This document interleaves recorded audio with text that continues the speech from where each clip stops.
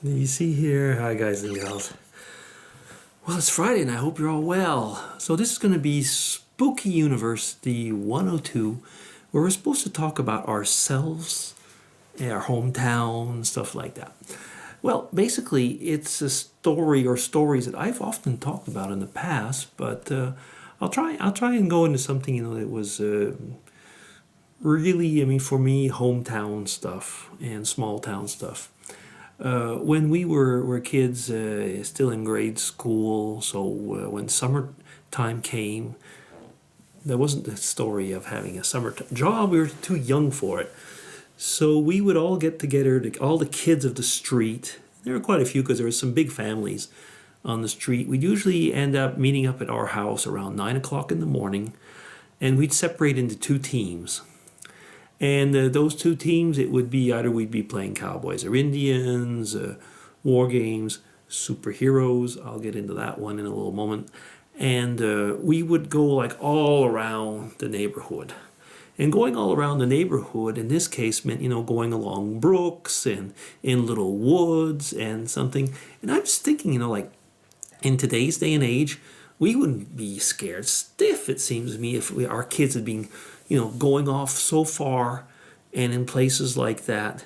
We'd think that they'd be kidnapped or, mugged or shot or whatever. And there was nothing like that. In that respect, there was no danger. We knew, first off, we were always in a group. So we were rarely ending up alone, except if we were playing, tags or hide and seek or kick the can. Yeah, but then, like I say, usually we'd end up being with a few people. And in the woods, we had cabins and stuff like that. And, there was just something really healthy about living in those days, living in the countryside with a group of kids, Now, it was fun. I was mentioning, that we played a lot of superheroes, and I have said that in videos before, we had boxes of comic books, and of course they were all in English, and we were the English-speaking people in the street. People knew in those days of the Batman of the 60s, and there were probably some knew still of Superman, of the really old ones, but we ended up, teaching the people, so to say, about the superheroes. So we would also have kind of like, I was going to say half science fiction, half superhero teams, which we'd have the super villains, so to say, and the superheroes. And we would separate, and basically the games would be over when either one, especially if it was, let's say, the cowboy and Indian or the war games, was when all had been taken prisoner on one side or the other. And it's strange. There was never any really big fights about who won or not. It was just part of the game. And we would play, we'd play softball a lot. Yeah, because our grounds was big enough to have the basically make kind of like a softball feel. When I get back to the superhero stuff, though, that was quite interesting because there were a couple girls who were, if we were 10, 11, 12, something like that, the girls are more mature at that age. And there was some type of like a kind of a self-realization. You know what I mean by that is that they didn't want, like just us guys to be Superman or Batman or what. I remember there was, especially this neighbor girl, the second house, Diane was her name. Yeah, Diane. And one of my cousins, actually, that used to come over quite often as well. But these two girls, they would regularly, more or less, insist on being one of the superheroes. They didn't want it to be a guy thing. So we would sometimes say, well, you could be Batgirl. And they would get mad. They would say, I don't want to be Batgirl. Batgirl has no superpowers. I want to be Supergirl. So that, they didn't use the word kick ass in those days, but she said, I want to be Supergirl so that when I get into a situation where where I'm against a villain, I want to be able to knock him out. So, we would play like that. It was actually kind of funny because since I knew a lot about the comic book lore, I was basically the one making out the rules. So I remember, like there was we'd be playing, and like at one point, I think it was with my cousin in this case. Yeah, I think it was with my cousin. She was starting to annoy us, and so I said, well, you know what we're going to do? We're going to set a trap for her. And of course, they played by the rules. They did.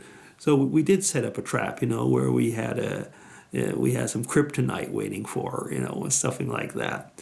The only thing that we forgot, actually, is that the fact that we had in our games, especially in that particular game, that there were two Supergirls, so to say, is that one managed to save the other, and they still kicked our ass. So, but it was kind of funny because I think there was this whole thing, especially then. Already then, there was like realizing the boy girl thing, and when we were kids. It wasn't such a big issue. I think we're still too young for it to be a big issue. Let me just see if I can see how long I've been talking. I've been going on 6 minutes and a half. Okay. What did happen though over years is that there was one boy in the street who was slightly older than us. And I could get into stories, which I won't, but let's put it just in a few words. I mean, he basically had a loft, if we could call it that way, or, the top of a shed. And we did notice after a while that some of our girl colleagues disappeared every now and then, and they came back later on. I think, they were discovering, that they were teenagers in bloom, put it that way. So, yeah, there's things like that happen as well, but I don't think you have to be in the countryside for that to happen. The only advantage, I guess, of being in the countryside is that there was more space. But, yeah, there were things like that every now and then that you would realize it's, like I say, probably awakenings. But overall, it was a very innocent period where we would play and not really get hung up about all that. Like I say, there was probably our first feminist in the group that didn't want to, just tag along, but wanted to be the Supergirl. Or there was, like I say, the first awakenings where, people realized that they were becoming adults slowly. But it was a nice period. We didn't have to be adults then. We could be kids. And I somehow feel that that's something about my town where the memories that come back is that, we were able to be kids there.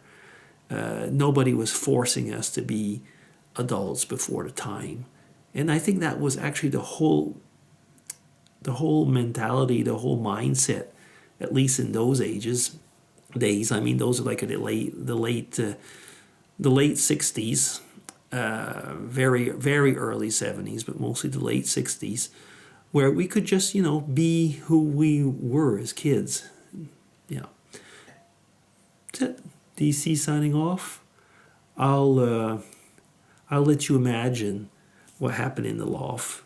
I could have some pretty salty stories from what I've heard. And no, I was never invited to go in the loft. For one thing, it was a private loft. DC signing off, everybody. Take care.